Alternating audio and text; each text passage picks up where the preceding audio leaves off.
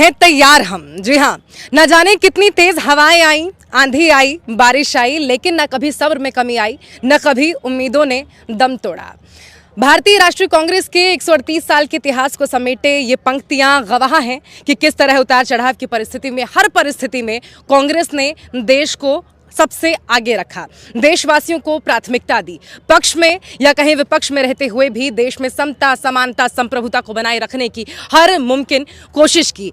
पंडित जवाहरलाल नेहरू देश के प्रधानमंत्री, अगर उनके अंदाज में मैं कहूं तो रियासतों में बिखरे मुल्क को एक खूबसूरत लोकतंत्र दिया, न्यायप्रिय संविधान दिया, समता मूलक संविधान दिया। अपने इसी स्वर्णिम इतिहास और गौरवशाली गाथा को लिए भारतीय राष्ट्रीय कांग्रेस आज 139वें साल में प्रवेश करने जा रही है।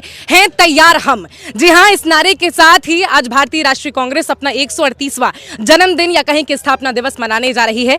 और आज हैं तैयार हम के जरिए कांग्रेस पार्टी इस मंच से, जो मंच आपको मेरे पीछे नजर आ रहा है, इस मंच से भारतीय राष्ट्रीय कांग्रेस इस देश को ये संदेश देगी कि देश में जो अत्याचार है, भ्रष्टाचार है, अराजकता फैली है, उसके खिलाफ हम जंग लड़ने के लिए हैं तैयार हम। जी हां, आज भारतीय राष्ट्रीय कांग्रेस अपना 138वां जन्मदिन, अपना 138वां स्थापना दिवस इसी नारे के साथ मनाएगी।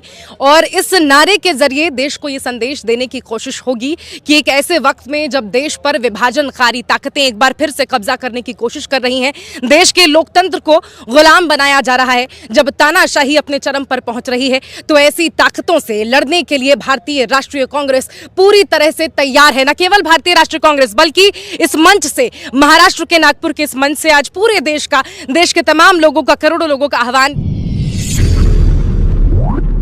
निश्चित रूप से यह विदर्भ की भूमि है। विदर्भ का इतिहास भी गांधी जी से जुड़ा हुआ है, बाबा साहब अम्बेडकर से जुड़ा हुआ है।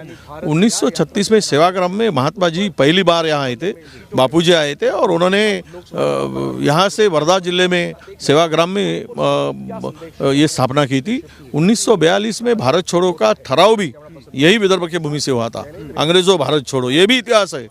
जो बाबा साहब अम्बेडकर ने, जिनको इंसान करके पुकारने का समय नहीं था, उस वक्त इंसान को इंसान बनाने का काम, उसका हक दिलाने का काम जो पिछड़ों को हो, उसको काम वो बाबा साहब अम्बेडकर ने किया था। वो दीक्षा भूमि यहाँ की है तैयार हम। इस थीम पर कांग्रेस अपना 139वां जन्मदिन, 139वां स्थापना दिवस मनाने जा रही है। नागपुर के इस मंच से आज इस देश को ये संदेश कांग्रेस देगी कि ऐसे समय में जब देश पर विभाजनकारी ताकतों का कब्जा हो रहा है, लोकतंत्र को गुलाम बनाने की कोशिश की जा रही है, अधिकारों का हनन हो रहा है, सरकार के विवेक का दमन हो रहा है, ऐसे दौर में कांग्रेस अपने संकल्प को लेकर प्रतिबद्ध है। ऐसी नफरती ताकत से, ऐसे तानाशाही हुकूमत से लड़ने के लिए तैयार है। आपको बता दें कि 28 दिसंबर 1885 में महाराष्ट्र की इसी धरती पर, महाराष्ट्र के मुंबई में देश भर से 72 प्रतिनिधि, इंटेलेक्चुअल्स पहुंचे थे और तब कांग्रेस का निर्माण अंग्रेजी हुकूमत के खिलाफ लड़ने के लिए, प्रजातंत्र स्थापित करने के लिए किया गया था।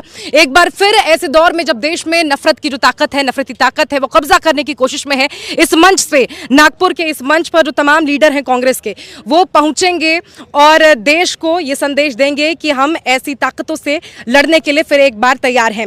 आपको मैं बता दूं कि इस मंच से न केवल 2024 का चुनावी आह्वान किया जाएगा, बल्कि सामाजिक नफरत देश में जो लगातार बढ़ती जा रही है, इसके साथ ही जो सांप्रदायिक कट्टरता है, विभाजन है, तानाशाही हुकूमत है, उसके खिलाफ जंगे ऐलान भी किया जाएगा। दुष्यंत कुमार की एक पंक्ति है कि हो रही है पीर पर्वत सी पिघलनी चाहिए, इस हिमालय से कोई गंगा निकलनी चाहिए, मेरे सीने में नहीं तो तेरे सीने में सही, हो कहीं भी आग लेकिन ये आग जलनी चाहिए। और इसी आग की अलख को जगाए रखने के लिए नागपुर के आज इस मंच पर तमाम दिग्गज नेता जो कांग्रेस के हैं पहुंचेंगे और देश भर से करोड़ों जनता का इस तानाशाही हुकूमत के खिलाफ जंगे ऐलान का आह्वान करेंगे।